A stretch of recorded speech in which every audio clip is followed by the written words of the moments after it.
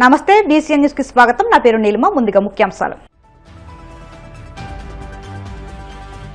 కూటమి పాలనలో కష్టపడి పనిచేసే ప్రతి కార్యకర్తకు గుర్తింపు ఉంటుంది. మంత్రులు గొట్టిపాటి రవికుమార్, నిమ్మల రామనాయుడు స్పష్టీకరణ. వైసీపీ మాజీ ఎమ్మెల్యే కేతిరెడ్డిపై మంత్రి సత్యకుమార్ యాదవ్ ఆగ్రహం. కూటమి కార్యకర్తలకు గుండు సుద్ది గుచ్చాలని చూసినా గుణపాలు దిగుతాయని హెచ్చరిక. మాంతా తుఫాను నేపథ్యంలో కోనసీమ జిల్లా అధికారులతో కలెక్టర్ వీడియో కాన్ఫరెన్స్. తుఫాను ఎదుర్కొనేందుకు అధికార యంత్రాంగమంతా సన్నద్ధంగా ఉండాలని సూచన. చంద్రబాబు, లోకేష్లు అవినీతి సొమ్ముతో విదేశాల జలసాలు చేస్తూ పెట్టుబడులకు వెళ్లినట్టు ప్రచారం చేసుకుంటున్నారు. వైసీపీ ఎమ్మెల్యే తాటిప చంద్రశేఖర్ విమర్శలు. కూటమి పాలనలో కష్టపడి పనిచేసే ప్రతి కార్యకర్తకు గుర్తింపు ఉంటుందని మంత్రులు గొట్టిపాటి రవికుమార్, నిమ్మల రామనాయుడు పేర్కొన్నారు. పశ్చిమ గోదావరి జిల్లా నర్సాపురం AMC చైర్మన్ గా జక్కం శ్రీమన్నారాయణ ప్రమాణ స్వీకారోత్సవ కార్యక్రమానికి ముఖ్య అతిథిగా విచ్చేసిన మంత్రి గొట్టిపాటి రవికుమార్ మాట్లాడుతూ మార్కెట్ కమిటీ ద్వారా రైతులకు ఉపయోగపడే డొంక రోడ్డు నిర్మాణానికి అనుమతులు మంజూరు చేస్తామని హామీ ఇచ్చారు. మంత్రి నిమ్మల రామనాయుడు మాట్లాడుతూ వైసీపీ అధినేత పశుపతి లాంటిడని, అటువంటి భూతాన్ని బయటికి రానివ్వకుండా సీసాలోనే బంధించారన్నారు. వచ్చే స్థానిక సంస్థల ఎన్నికల్లో కూటమి పార్టీలన్నీ ఐక్యంగా పనిచేసి సత్తచాటాలన్నారు. ఈ కార్యక్రమంలో ప్రభుత్వ విప్, నర్సాపురం ఎమ్మెల్యే బొమ్మిడి నాయకర్, ఎమ్మెల్సీ పెరబతుల రాజశేఖర్, పీతల సుజాత, వలవల బాబ్జీ, షరీఫ్, రామరాజు, కొల్లు పెద్దిరాజు, టీడీపీ ఇన్ఛార్జ్ రామరాజు తదితరులు పాల్గొన్నారు.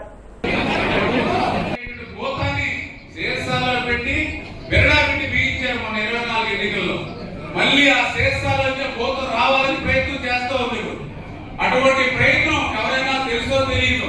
ఎందుకంటే 19లో కూడా అట్లానే ఒక్కసారి అంటే మీరు తీశారు, 20 సంవత్సరాలు వెనక్కి తీసుకెళ్లిపోయాడు రాష్ట్రాన్ని. అని చేత ఆ భూతం మళ్ళీ రావడానికి ప్రయత్నం చేస్తాం. ఎందుకంటే మనం కూడా ఏదో సినిమా ఉంది కదా, అరుంధతి సినిమాలో కూడా అట్లానే సమాధి చేస్తే పశుపతి ఎట్లా బయటికి రావాలో చూసారు మీరందరూ కూడా. అట్లనే బయటకు వచ్చాడు. బయటకు వస్తే ఏమైంది, ఎంత విధ్వంసం అయింది ఆ సినిమాలో మనం చూసాం. అదే రకంగా ఇతరులు కూడా శేషాలకు రావాలనే ప్రయత్నం చేస్తున్నారు. ఎవరైనా తెలుసో తెలియదో ఓటేసి తీశారనుకోండి, బయటికి వచ్చిన వెంటనే ఎవరు మిగుతాడు, ముందు కనిపించాడు. ఎవరైతే మూత తీశాడో వాడిని మిగుతారు. ఎందుకంటే ఆ భూతానికి తెలియదు, వీడు మంచోడు, వీడు చెడ్డోడు, వీడు నాకు ఉపకారం చేశాడు, వీడు నన్ను బయట తీసుకొచ్చి నా భూతానికి తెలియదు. చేత అటువంటి భూతం ఏదైతే శేషాలను పెట్టి బిడ్డలు పెట్టి మొన్న 24లో బిగించారో దాన్ని శాశ్వతంగా ఆ భూతాన్ని ఆ శేషాలను పెట్టి బిగించి ఉంచాలి. అప్పుడే ఆంధ్రప్రదేశ్ రాష్ట్ర భవిష్యత్తు, మన పిల్లల భవిష్యత్తు బాగుంటుంది. ఆ రకంగా ప్రతి ఒక్కరూ కూడా పనిచేయాలి. వైసీపీ మాజీ ఎమ్మెల్యే కేతిరెడ్డి వెంకటరామరెడ్డి ఇటీవల చేసిన వ్యాఖ్యలపై మంత్రి సత్యకుమార్ యాదవ్ తీవ్రంగా స్పందించారు. కేతిరెడ్డికి ఆయన సీరియస్ హెచ్చరిక జారీ చేశారు. కూటమి కార్యకర్తలకు హాని కలిగించే ప్రయత్నాలు చేస్తే సహించేది లేదని స్పష్టం చేశారు. కూటమి కార్యకర్తలకు గుండు సుద్ది గుచ్చాలని చూసినా గుణపాలు దిగుతాయని హెచ్చరించారు. ప్రస్తుతానికి మౌనంగా ఉన్నామని, ఇలాగే మాట్లాడితే ఉపేక్షించే పరిస్థితి ఉండదని అన్నారు. అధికారాన్ని అడ్డుపెట్టుకుని ఏదైనా చేస్తే ఎవరు ఊళ్ళో ఉండలేరని సూటిగా తెలిపారు. మీకు అధికారం కావాలేమో కానీ మాకు అది కూడా అవసరం లేదని అన్నారు.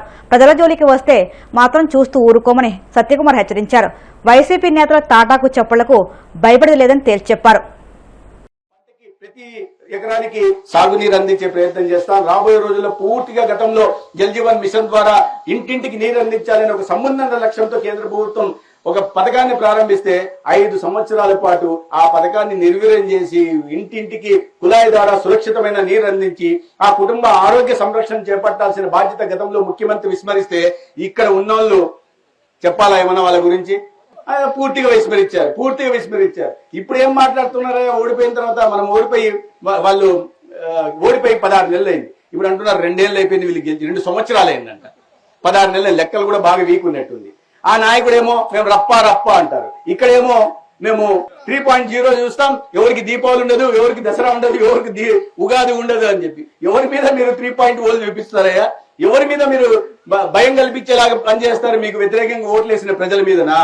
ఇట్లాంటి తాటాకు చెప్పులు చేస్తే పోనీలేని ఊరికే చూస్తా ఉన్నాం. ఇదే రకంగా మాట్లాడతాం, ప్రజలకు నష్టం చేస్తాం, కూటమి కార్యకర్తల గురించి మాట్లాడతామంటే తాట ఒలుస్తామనే విషయాన్ని గుర్తుపెట్టుకోవాలి.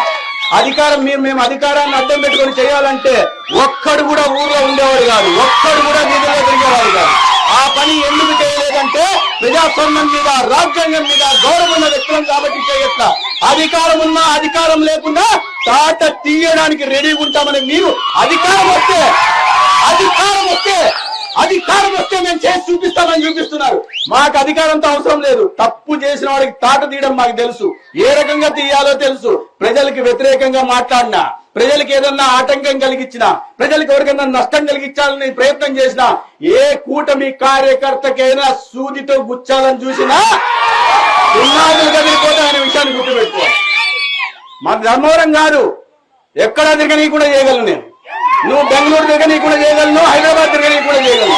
కాబట్టి మేము అభివృద్ధి మీద ఆలోచిస్తున్నాం, గ్రామాలకు రహదారుల నిర్మాణం గురించి ఆలోచిస్తున్నాం, రైతన్నకు సాగునీరు అందించడం గురించి ఆలోచిస్తున్నాం, యువతకు ఉపాధి అవకాశాలు అందించడం గురించి ఆలోచిస్తున్నాం, చేనేతన్నకు మెగా హ్యాండ్లూమ్ క్లస్టర్ తీసుకురావడం కోసం చూస్తున్నాం, వ్యవసాయం కోసం కృషి విజ్ఞాన కేంద్రం తీసుకురావడం కోసం చూస్తున్నాం, ఈ ప్రాంతంలో ఉంటున్న యువత దేహ దారుణ్యం కాపాడడం కోసం స్టేడియం తీసుకురావడం కోసం చూస్తున్నాం, ఈ ప్రాంతంలో ఉన్న వాళ్ళకి ఒక ఆయుర్వేద కాలేజ్ తీసుకురావడానికి ప్రయత్నం చేస్తున్నాం, గ్రామంలో ఎక్కడ కూడా ఎటువంటి సమస్యలు లేకుండా వాటిని తీర్చడానికి చూస్తున్నాం, కరెంటు కొరతలు లేకుండా తీర్చే ప్రయత్నం మేము చేస్తుంటే ఈ రకంగా మాట్లాడడం చేస్తే 3.0 3.0 భయపెడతాం, కొడతాం, నడతామంటే. మాంతా తుఫాను ప్రభావం నేపథ్యంలో ఈ నెల 27 నుంచి జిల్లాలో తీవ్ర తుఫాను ప్రభావం ఉంటుందని, తుఫాను తీరాన్ని ఈ ప్రాంతంలోనే దాటే అవకాశం ఉన్న దృష్ట్యా ప్రజలంతా అప్రమత్తంగా ఉండాలని కోనసీమ జిల్లా కలెక్టర్ ఆర్ మహేష్ కుమార్ విజ్ఞప్తి చేశారు. అమలాపురం కలెక్టరేట్ నుంచి మండల స్థాయిలోని వివిధ శాఖల అధికారులతో తుఫాను ప్రభావంపై కలెక్టర్ వీడియో కాన్ఫరెన్స్ నిర్వహించారు. తుఫాన్ను ఎదుర్కొనేందుకు అధికార యంత్రాంగమంతా సన్నద్ధంగా ఉండాలని సూచించారు. సముద్ర తీరం వెంబడి ఉన్న గ్రామాల ప్రజలను అప్రమత్తం చేయాలి. అత్యవసరమైతే తప్ప ఈ 3 రోజులు ప్రజలు బయట ప్రయాణాలు రద్దు చేసుకోవాలని సూచించారు. జిల్లాలో అతి భారీ వర్షాలు కురవడంతో పాటు 90 కిలోమీటర్ల వేగంతో గాలులు వీచే అవకాశం ఉన్నందున ప్రజలు జాగ్రత్త వహించాలని, ముఖ్యంగా కార్తీక మాసంలో భక్తులు సముద్ర నది స్నానాలు, దైవదర్శనాల పట్ల అధికారులు అప్రమత్తంగా ఉండాలని విజ్ఞప్తి చేశారు. టైం లైన్స్ తో పాటు క్లియర్ ప్రెడిక్షన్స్ తో మనకి కమ్యూనికేట్ చేయడం జరిగింది.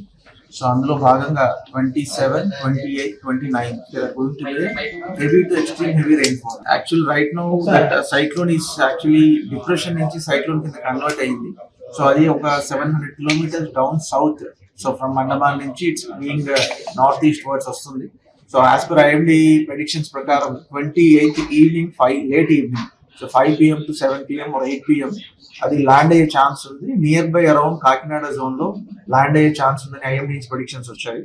So that velocity of winds will be at tune of around 100 to 120 kilometers per hour. అంత కిలోమీటర్స్ వెలాసిటీతో విండ్స్ బ్లో అయ్యే ఛాన్సెస్ ఉందని చెప్పి వచ్చింది.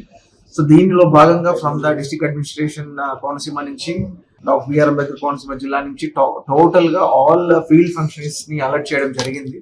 జిల్లాకి ఒక 90 kilometers కోస్ట్ లైన్ ఉంది. అందులో భాగంగా మనకి కోస్ట్ లైన్ నుంచి ఒక 10 to 15 kilometers రేడియస్ లో ఉన్న హ్యాబిటేషన్స్ చూసుకుంటే మనకి దగ్గర ఒక 34 హ్యాబిటేషన్స్ ఉన్నాయి. సో జిల్లాలో మొత్తం మీద ఒక 520 హ్యాబిటేషన్స్ ఉంటే, కోస్ట్ కానుకొని ఉన్న హ్యాబిటేషన్స్ మోస్ట్లీ ఫిషర్మెన్ కమ్యూనిటీ, అక్కడ ఉన్న కమ్యూనిటీస్ లో అన్ని ఉన్న హ్యాబిటేషన్స్ తీసుకుంటే ఒక 34 హ్యాబిటేషన్స్ ఉన్నాయి. ఈ హ్యాబిటేషన్స్ అన్నిట్లో కూడా అపార్ట్ ఫ్రమ్ దీస్ హ్యాబిటేషన్స్, ఈ హ్యాబిటేషన్స్ మీద కొంచెం ఎక్స్ట్రా ఫోర్స్ డిప్లాయ్ చేసి అక్కడ ఎక్స్ట్రా మ్యాన్ పవర్ ని డిప్లాయ్ చేయడం, అక్కడ ఉన్న వాళ్ళందరినీ కూడా అలర్ట్ చేయడం. ఆల్రెడీ ఫీల్డ్ అఫీషియల్స్ అందరూ, కాన్స్టిట్యున్సీ స్పెషల్ ఆఫీసర్స్ కావచ్చు, తహసీల్దార్స్ కావచ్చు, ఎంపీడీఓస్ కావచ్చు, యూఓఆర్టీస్ కావచ్చు, ఆల్ ఫీల్డ్ ఫంక్షనరీస్ అందరూ, ఆల్ డిపార్ట్మెంట్స్ ఆల్రెడీ నిన్నే ఒక ప్రిపరేటరీ మీటింగ్ కండక్ట్ చేసుకొని అందరికి కమ్యూనికేట్ చేశాము. సో అందులో భాగంగా మనకి టోటల్ ఈ 520 హ్యాబిటేషన్స్ లో ఒక 624 రఫ్లీ మనము రిలీఫ్ సెంటర్స్ ఐడెంటిఫై చేశాము. అందులో most probably majority will be schools and near by ఉన్న కమ్యూనిటీ హాల్స్ కావచ్చు. అవన్నీ కూడా కొంచెం క్లీన్ చేసి మనకి ఎక్కడెక్కడైతే థ్యాచెడ్ హౌసెస్ ఉన్నాయి, మనకి థ్యాచెడ్ హౌసెస్ మన జిల్లాలో రఫ్లీ అరౌండ్ ఒక 6,000 to 7,000 ప్లస్ ఉంటాయని చెప్పేసి అంచనా ఉంది. దాన్ని ఆల్రెడీ క్లియర్ గా village wise, habitation wise enumerate చేస్తున్నాము. ఆ థ్యాచెడ్ హౌసెస్ లో ఎవరెవరైతే ఉన్నారో వాళ్ళందరినీ కూడా by tomorrow evening 27th evening కల్లా మనము రిలీఫ్ సెంటర్స్ కి మొబిలైజ్ చేసి ఒక 2 to 3 days వాళ్ళకి కావాల్సిన ఫుడ్ ఏర్పాట్లు అవన్నీ కూడా చూసుకుంటాం. అధికారంలోకి వచ్చిన నాటి నుంచి ఏపీలో దోచుకున్నది దాచుకోవడానికే తండ్రి కొడుకులు చంద్రబాబు, లోకేష్ విదేశాలకు వెళ్లారని, అవినీతి సొమ్ముతో విదేశాల్లో జలసాలు చేస్తూ పెట్టుబడులకు వెళ్లినట్టు ప్రచారం చేసుకుంటున్నారని ఎర్రగొండపాలెం ఎమ్మెల్యే తాటిప చంద్రశేఖర్ ఆగ్రహం వ్యక్తం చేశారు. తాడేపల్లిలోని వైసీపీ కేంద్ర కార్యాలయంలో ఆయన మీడియాతో మాట్లాడుతూ 2014-19 మధ్య కూడా ఏపీకి లక్షల కోట్ల పెట్టుబడులు వరద అంటూ ఎల్లో మీడియాలో ప్రచారం చేశారని, ఏపీకి ఒక్క పరిశ్రమను కూడా తేలేకపోయారని విమర్శించారు. వైఎస్ జగన్ తన 5 ఏళ్ల పాలనలో తీసుకొచ్చిన పరిశ్రమలనే తనవిగా చెప్పుకోవడం తప్ప చంద్రబాబు చేస్తున్నదేమీ లేదని ఆరోపించారు.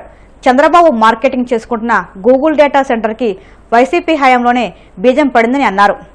డబ్బుని విచ్చలవిడిగా ఖర్చు చేస్తూ విదేశాలలో విహారయాత్రలు చేస్తూ ఉంటారు. గతంలో అయితే చంద్రబాబు నాయుడు గారు ఒక్కరే ఉండేవాళ్ళు. ఇవాళ ఆయనకి తోడుగా సరిజోడుగా కొడుకు కూడా చేరిపోయాడు. ఇతను కూడా పర్ఫార్మెన్స్ లో చాలా చాలా 0 మార్కులు కొట్టేసేటటువంటి అగ్రగణ్యుడు.